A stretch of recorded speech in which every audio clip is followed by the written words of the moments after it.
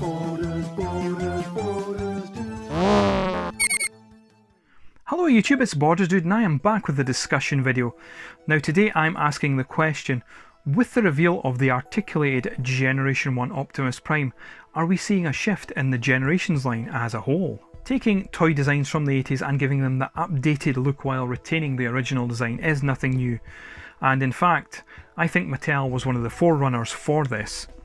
If we take a look at the Masters of the Universe Origins figures, they very much look like figures from the 80s, from that classic Masters of the Universe toy line, just with updated articulation and a little bit of a change in the head sculpt and a few animated touches. So with the announcement of the articulated Generation 1 Optimus Prime mould, it got me asking the question, is this a way to placate the Generation 1 fans as they move away from Generation 1 characters in the Generations and Studio Series line?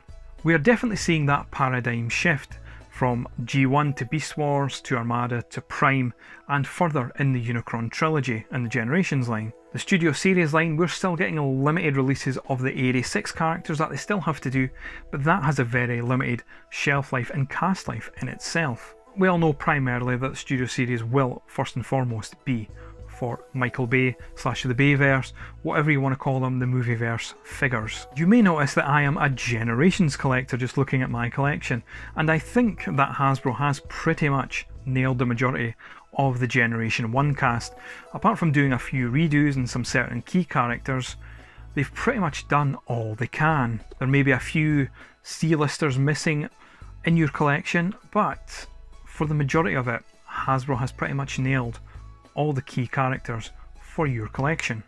And as I mentioned previously, they do have to look towards a new base market, as 40 to 50 G1 somethings will be, moving on from this collection potentially once we've hit all those key characters.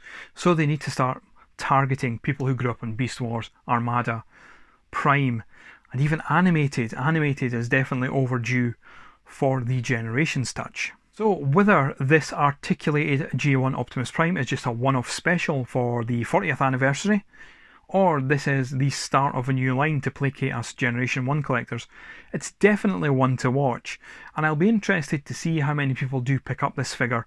For me personally, I'm still on the fence on this. Generations has really been my collecting activity for the past decade, and while there's still those few G1 characters still to come out, I don't know if I want to start another line, another retro-inspired line, but once I see the Optimus Prime figure, I might change my tune. Over to you now. What do you think about this articulated Generation 1 Optimus Prime? Is it primarily for us G1 collectors, or do you think they are maybe trying to modernise those original moulds to capture a new audience? That could well be the case. Let me know in the comment section below, or better yet, if you can, I'd love to hear a video response from you. Thank you very much for watching this video, and I will see you again soon with another.